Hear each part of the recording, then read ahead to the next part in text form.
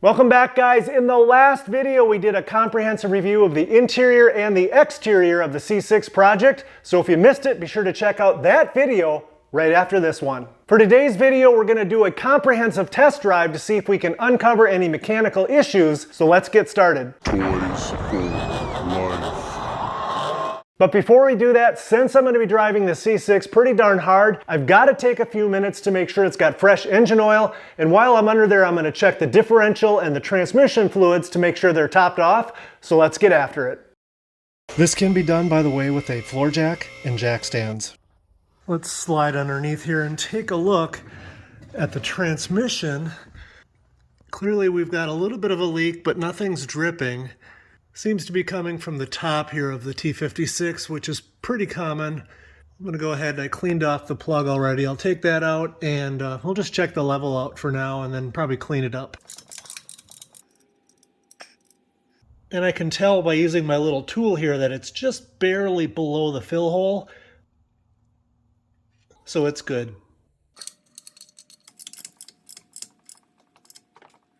So now I'm just going to go ahead and clean this up good. So I'll be able to tell after a few hundred miles of driving if this is a big leak or a small leak. Much better. It doesn't have to be clean enough to eat off of, but you want it to be clean so it'll be easy to tell if it's still leaking and at what rate.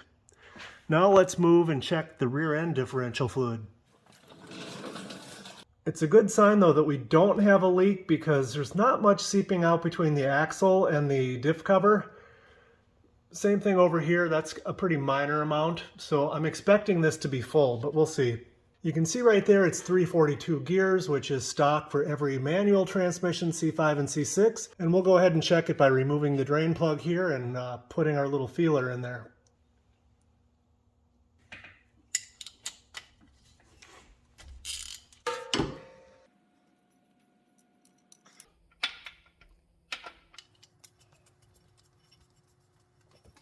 So as you probably saw there, as soon as I took the plug out, diff fluid started coming out. So I know it's topped off, so I'm just going to tighten it back up and wipe it down. Call me a control freak if you want, but I always like to change my own oil. That way I know it's being done properly. The oil filter is pre-filled. I know exactly what filter I'm getting. The ring is being lubricated properly. The nut is being torqued down properly. We've all had the ones that were so tight you wonder if they use an impact. The filter is being torqued down properly, and you just get a sense of satisfaction that the job is done right. You know what oil's going in, and you know, if you save a couple bucks to boot, so be it. Guys, I promise we're just about ready for the test drive, but I want to reiterate how important I think it is to listen to the engine from a cold start once in a while, as well as when it's at operating temperature. Because if there's an abnormal noise, I want to know about it.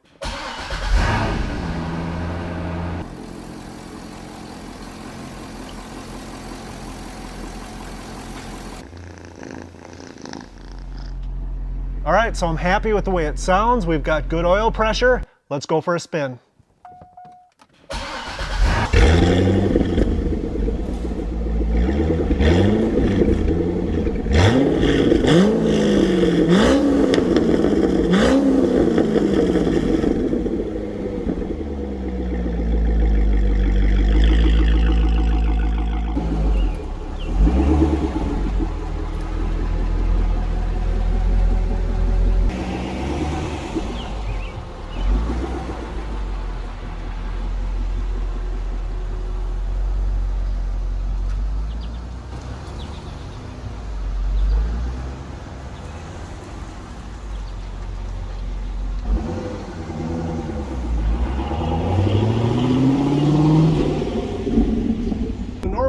To get the oil temperature up to 160 before I give it any full throttle stuff, so that gives us plenty of time to check everything else out.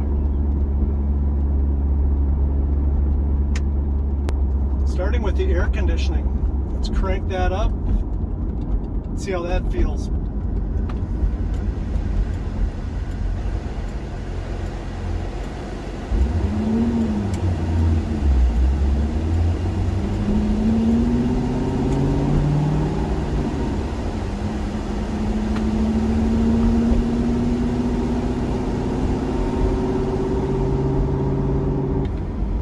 feels really good and cold, so that's awesome.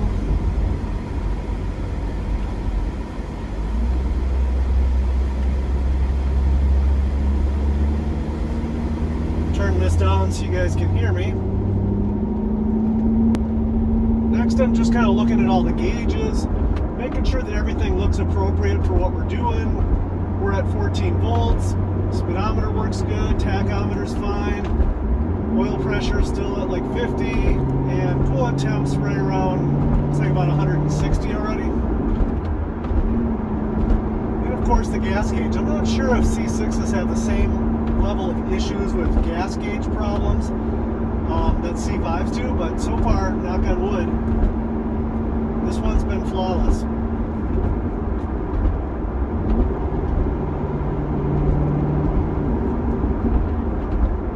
This shifter is so tight and so precise. I was driving the C5 yesterday, so now it kind of feels different again because the C5 is like all over the place. And this is much more precise and notchy. I might try the anti-venom mod on this because this has the same transmission as the C5. Play around with that a little bit with either one or two washers and kind of see if I like it the way it is or by adding a washer or two.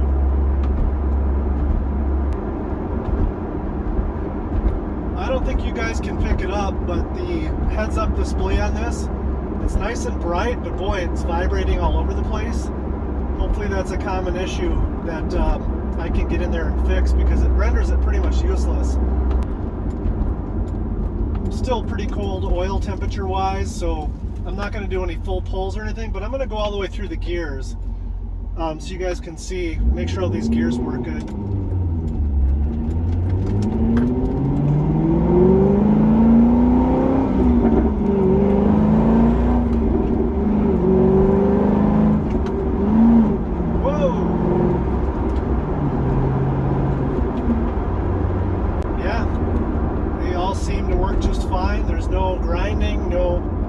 Nothing's hard to get into other than me getting used to this shifter. I took this boot off, by the way. Here's a picture of what the base looks like. I still can't identify what brand shifter this is. I mean, how many shifters does the aftermarket make for the C6 after all? Can't be that many, but I can't find it.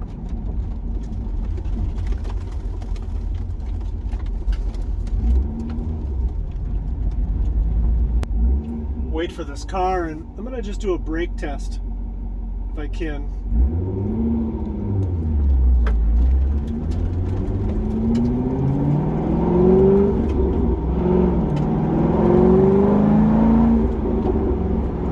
Like a deer jumps out or something. Here we go. 3, 2, 1. Whoa, that makes me nauseous. Brakes work flawless. They're equal or better to the C5. It's hard to say.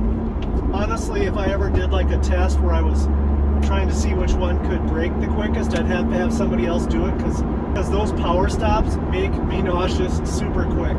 I can only imagine how nauseated I'd get in the passenger side if somebody locked the brakes up. Obviously, it's better than hitting something though, but these things stop. Absolutely.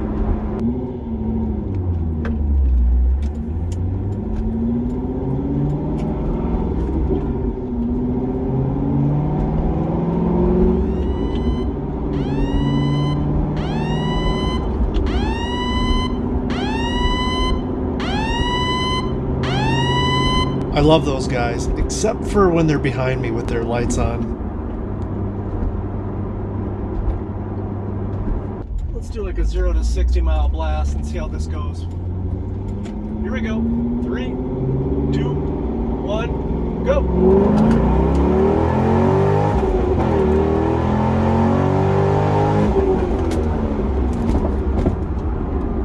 0 to the speed limit. That felt pretty good. Obviously that feels a little bit slow compared to the C5, but it's 400 horsepower and she moves pretty good. There's no doubt about that. More importantly, the power is smooth. There doesn't seem to be any missing or any weird noises. Of course, I have to do a test purely in the name of a comprehensive exam to be sure that the clutch works 100%.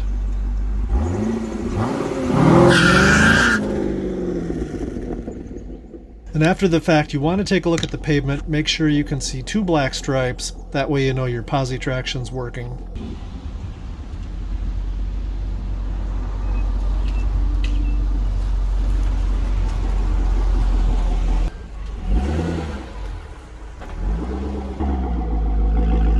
Well, we're back and the idle oil pressure is good even at normal operating temperature, and she purrs like a sewing machine. So guys, with the shakedown run of the C6 complete, what did we learn? The first thing we learned is that the heads-up display vibrates a lot more than it should. And to be honest, as most of you guys know, the C5 has heads-up display as well, and even after 8 years, I never seem to use it, so I'm not sure it'll be number 1 on the repair list. Number 2, we learned that the C6 functions pretty much flawlessly as far as all the mechanical aspects go, which I kind of knew from the detailed test drive I did with the seller, but after the shakedown run we just did, I'm even more confident in that conclusion.